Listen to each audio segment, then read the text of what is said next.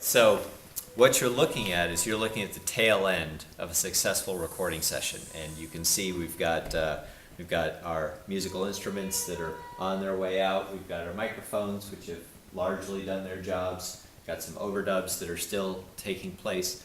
But what we've experienced here in the last couple of days is the magic that is recording. It's people coming together with an idea, music, instruments, technology, all that stuff, to produce something that at the end of the day, when people listen to it, they say, that was great. And so when you, there is today a lot of people who are looking for, what is the compelling reason to listen to music? What's the compelling reason to buy music? What's the compelling reason to remain involved in music as music has become commoditized, over-commercialized, etc.? And one of the ideas of this studio is to recreate or to create again a musical experience which is compelling for the people who are participating, and to invite other folks into that process. So what that means is, we didn't do that here, but one of the things that we have done so far this year is we've invited basically a live studio audience to come and witness how the music, how the recording process actually works, and when they have an opportunity to hear, first of all, what this room actually sounds like, what these rooms sound like when you play in them, which is in and of itself just amazing. I'll give you a little statistical example or analogies. So if you've ever been to the Grand Canyon, you probably know it's beautiful. It's enormous.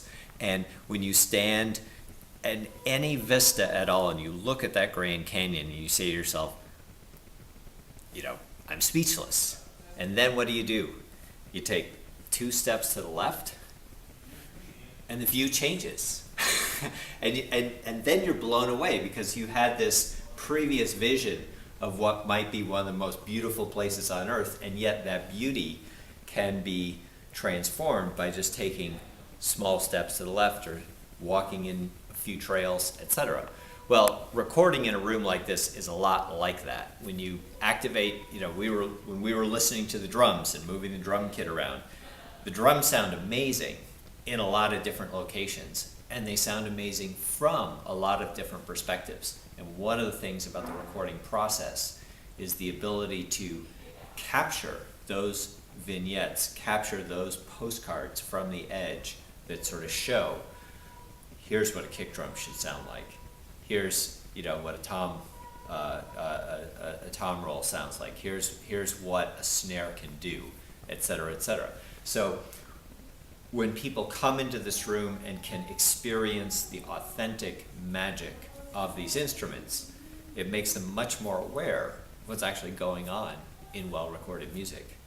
And then what they can also do, go into the control room and hear how the engineer is really like a master chef, taking these ingredients that were freshly prepared in this room and turning that into a coherent, amazing, rocking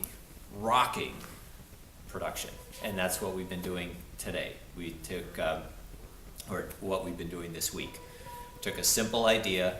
We're gonna cover The Dream Police by Cheap Trick, fantastic hit from the 70s, and we're going to see what happens when we take modern recording technology, fantastic room, and some really great musicians to realize that. We had a lot of fun, and it was